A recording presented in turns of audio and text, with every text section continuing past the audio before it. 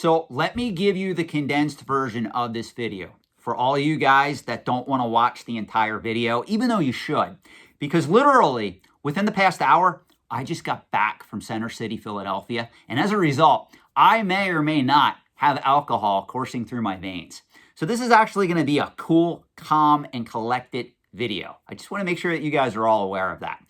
But if you're somebody that maybe you're strapped for time, or maybe you really don't like my content, you just watch it kind of because you have to, let me give you the gist of the subject matter of this video. Pretty much, a Wall Street hedge fund billionaire decided that they wanted to own an original copy of the U.S. Constitution, which was being auctioned off through Sotheby's. It sold for $43.2 million, backing up a lot of the talking points that I make on this channel as to how, if you want to invest long-term in the antiques and collectibles trade, historical documents are the way to go. Or I should say, you should be investing on the antiques side of the trade. This particular sale proves that talking point and then some. Now, for everybody else that still wants to stick around and hear my commentary, let me tell you exactly how this played out. So there are only 13 known copies of the U.S. Constitution that date back to the late 1700s that were given out to delegates of Philadelphia of that particular time. So I want to make that very clear. We only know right now that there are 13 known copies out there. So whenever one of these documents comes up for bid, it usually sells for a record price.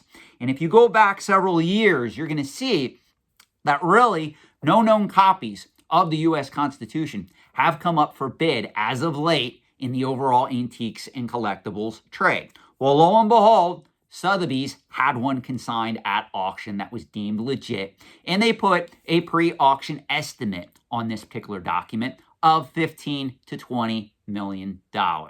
Well, when the dust settled, Ken Griffin, a well-known hedge fund billionaire and Wall Street financier who a lot of people do not like, and again, no disrespect to the person. He's not my cup of tea either, and I'm also educated in finance, but the reason why I don't like him is because our political beliefs differ.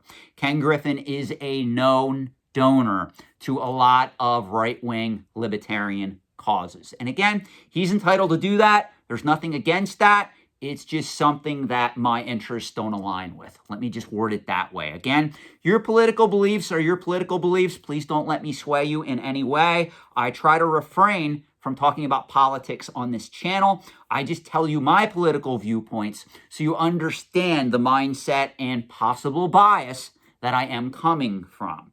With that being said, I found this auction very interesting because there was a group of retail investors and crypto investors that pulled their money together, and they were trying to also bid on this historic document. And 17,000 of them were able to raise close to $40 million to attempt to win this particular bid. Unfortunately, as luck would have it, and as the universe pretty much dictates, the evil Wall Street financier was able to crush the average group of retail crypto investors, and as a result, he is now the rightful owner of an original copy of the U.S. Constitution. But make no mistake, he assures everybody that he's going to put it up for viewing free of charge at a museum down in Arkansas. I have no idea why Arkansas was chosen.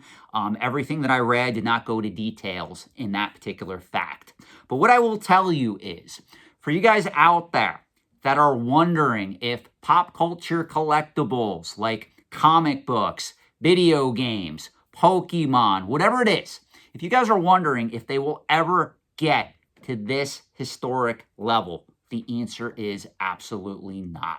And if you want to read the details of this particular sale, if you want to read a lot more behind the scenes, please feel free to Google this. I just wanted to do a quick video to give you my opinion on this because this is a very interesting sale. And I can pretty much guarantee that if Ken Griffin would ever go to sell this particular document back into the market, it would most likely fetch more than $43 million because this is a blue chip investment grade antique that is extremely historic, that a lot of people would love to own, especially if you are a billionaire and you have the money to play in this side of the pool. That's the end of the video. That's all I wanted to state to you guys. Let me know what you think in the comment section below. Thank you. Have a great night.